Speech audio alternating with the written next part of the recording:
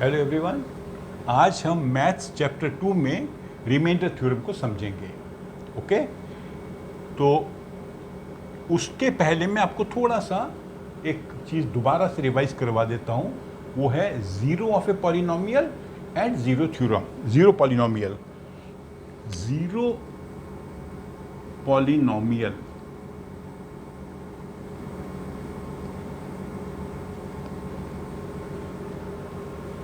अगर एक लेटर से पॉलिनोमियल है ax प्लस बी, इसमें a और b ज़ीरो हो जाएं तो क्या हो जाएगा? 0 इंटू एक्स प्लस 0 इज 0। अगर ये मान लीजिए हम हो क्वाड्रेटिक इक्वेशन हो, क्वाड्रेटिक पॉलिनोमियल हो,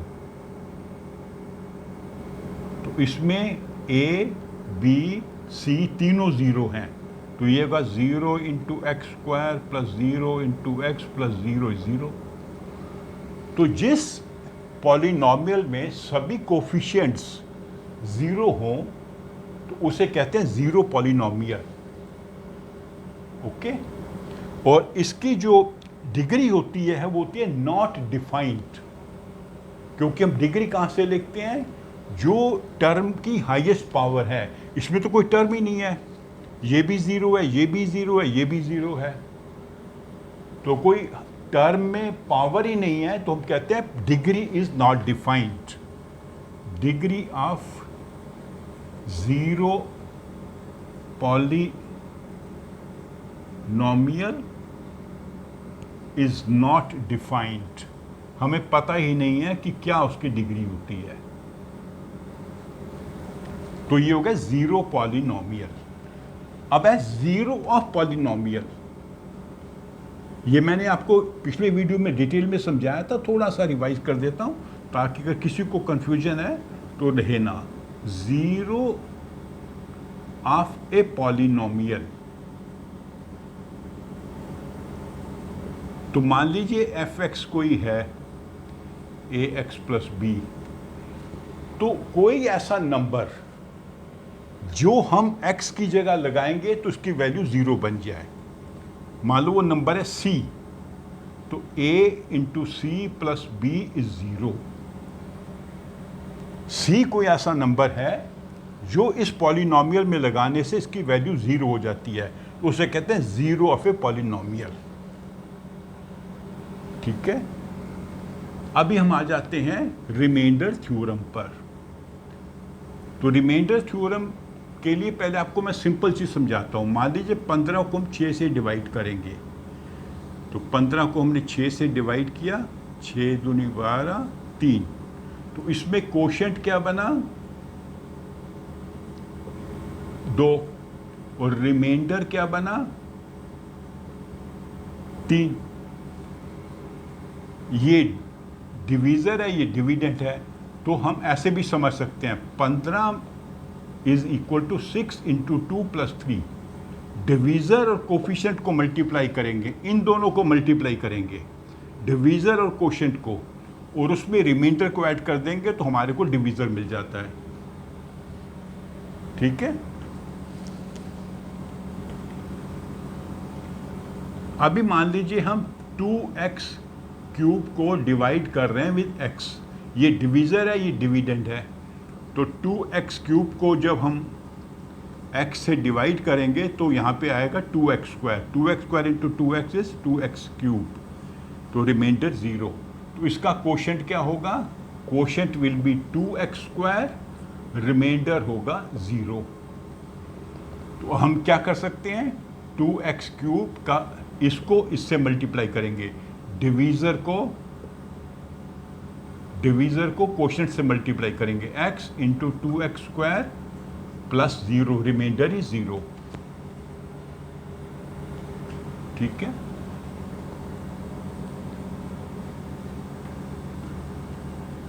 अभी हम आ जाते हैं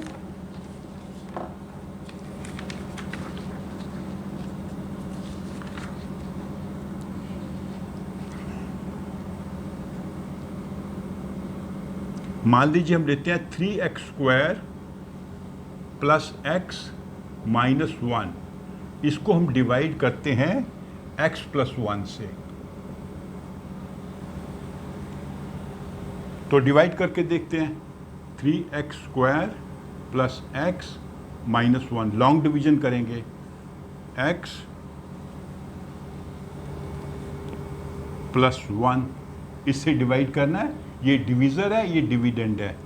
तो क्वोशिएंट ऊपर लिखते हैं x, तो 3x से करना पड़ेगा इसको, 3x × x is 3x², 3x × 1 is 3x, ठीक है। अभी सब्ट्रैक्ट करना पड़ेगा, माइनस माइनस, तो ये कैंसिल हो जाएगा, ये +x है, ये -3x है, तो -2x - 1, ठीक है। तो अभी क्या करना पड़ेगा, -2 से डिवाइड करना पड़ेगा, -2 × x is -2x, -2 × 1 is -2,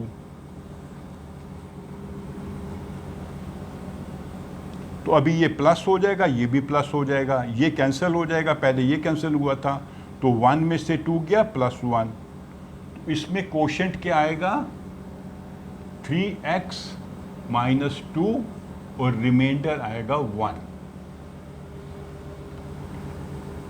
तो उसको हम कैसे लिख सकते हैं,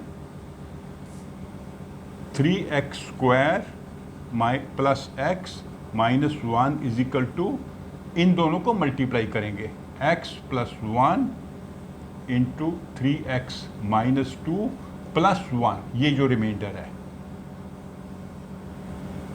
divisor is equal to dividend, ये dividend is equal to divisor into quotient plus remainder, ठीक है। इसमें रिमाइंडर आया 1। अभी एक और चीज़ मैं आपको समझाता हूँ इसी में,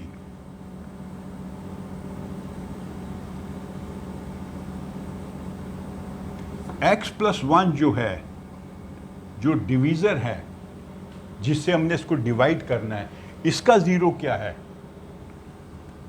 इस पॉलिनॉमियल का ज़ीरो क्या है, इसका ज़ीरो होगा -1, क्योंकि अगर x की जगह हम -1 लगाएंगे तो आंसर हो जाएगा 0। तो इस पॉलिनॉमियल का ज़ीरो क्या है, -1, -1 की वैल्यू जब इसमें लगाएंगे तो ये 0 बन जाता है। अब हम क्या करते हैं, इसमें -1 को लगाते हैं,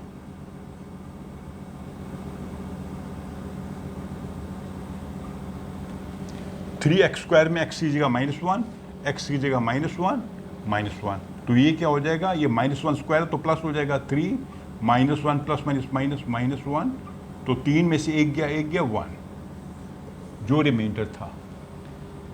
तो इसका जो 0 है, वो 0 की वैल्यू हम अगर इसमें लगाते हैं तो रिमाइंडर बचता है 1, जो हमें रिमाइंडर मिला था लॉन्ग डिवीजन से।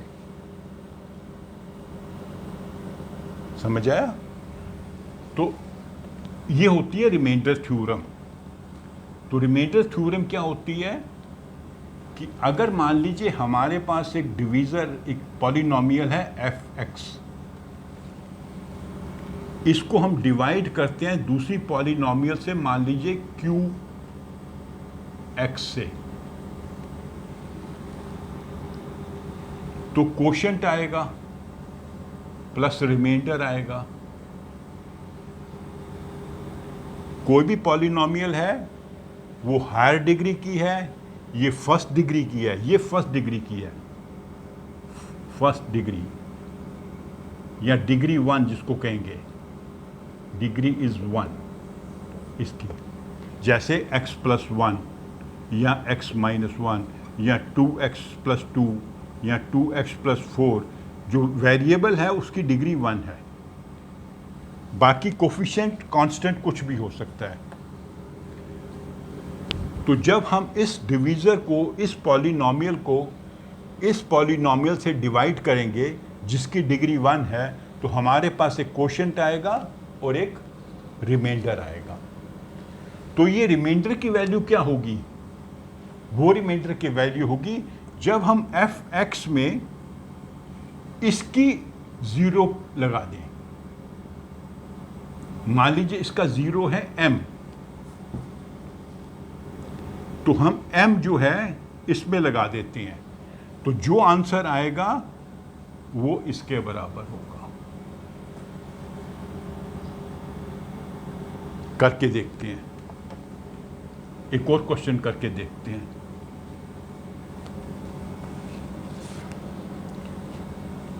मान लीजिए हम लेते हैं x4 plus X cube minus 2x² plus 1, no sorry 2x² plus x भी है, सॉरी x प्लस 1, 5 टर्म्स हैं, 1 2 3 4 5, x4 x cube minus 2x² plus x plus 1, इसको हमने डिवाइड करना है x माइनस 1 से।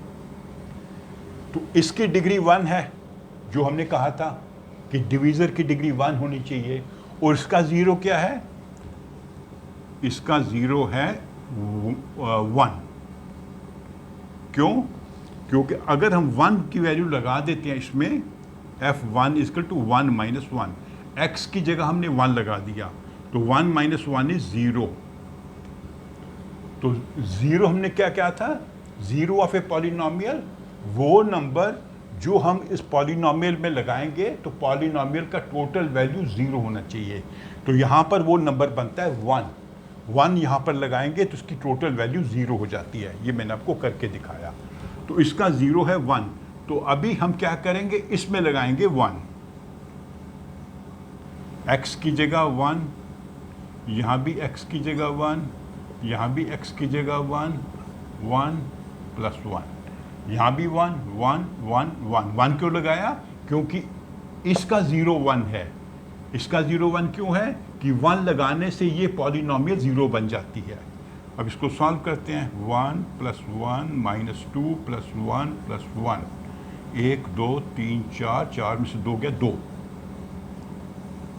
तो अगर हम इसको लॉन्ग डिवीजन करेंगे तो रिमाइंडर 2 आएगा। ये हमने कैसे पता किया? पहले ही पता कर लिया। कैसे पता किया?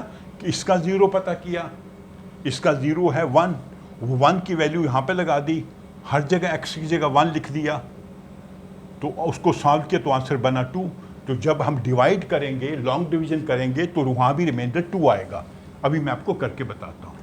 तो अभी आप नोट करके रखिए, इसका रिमाइंडर है 2। तो अभी हम लॉन्ग डिवीजन करते हैं यहाँ पे, x4 या यहीं पे कर लेते हैं, यहीं पे कर लेते हैं लॉन्ग डिवीजन।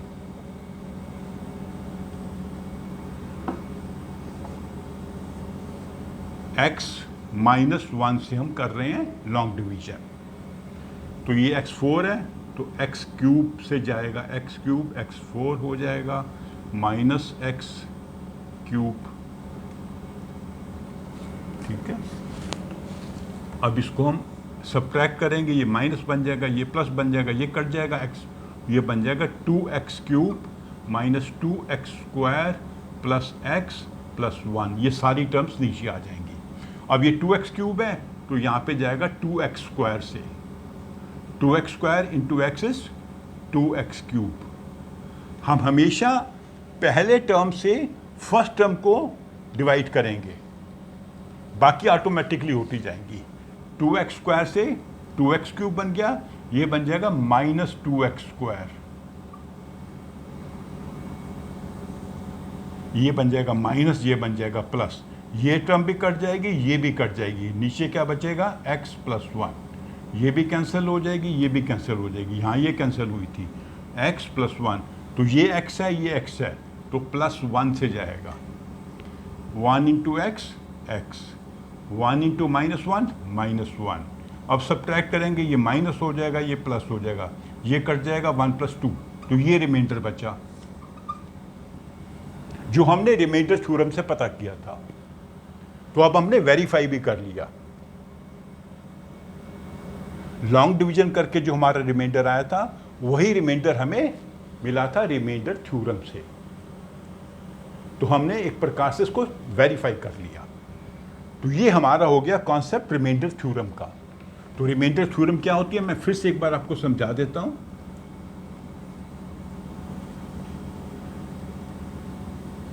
कि हमारे पास एक पॉलिनोमियल है f(x), ठीक है, वो कोई भी पॉलिनोमियल हो सकती है। इसको हम डिवाइड करते हैं दूसरी पॉलिनोमियल से जो 1 डिग्री की है, इसकी डिग्री 1 है, डिग्री 1, इसकी डिग्री हायर है, 1 हो सकती है, 2 हो सकती है, 3 हो सकती है, 4 हो सकती है। तो हमें कोशेंट मिलेगा और रिमाइंडर मिलेगा। तो ये रिमाइंडर क्या होगा वो हमने पता करना है। वो रिमाइंडर क्या होगा, इसका जो 0 है, मान लीजिए इसका 0 है m, वो हम m इसमें लगाएंगे, f m, और उसको सॉल्व करेंगे तो उसमें जो रिमाइंडर बचेगा वही होगा। इसके 0, जिस नंबर से ये पॉलिनोमियल 0 बन जाती है, उस नंबर को हम यहाँ पर रिप्लेस करेंगे। जो भी वेरिएबल है, मान लीजिए x वेरिएबल है, x की जगह वो वैल्यू लगा देंगे। वैल्यू लगाने के बाद उसको सॉल्व करेंगे तो जो नंबर बचेगा वो रिमाइंडर होगा जो हमने लॉन्ग डिवीजन से वेरीफाई किया था। ठीक है, तो ये हमारी होगी रिमाइंडर थ्योरम। इसको अच्छे से सुनिए, समझिए, इसके जो क्वेश्चंस दिए हैं बुक में वो भी करिए। उसके बाद में हम जाएंगे अगले टॉपिक पे, फैक्टराइजेशन ऑफ पॉलिनोमियल्स। तो मेरे इस वीडियो को आप लाइक करो, अपने फ्रेंड्स के साथ शेयर भी करो और मेरे चैनल को सब्सक्राइब भी करो। Thank you.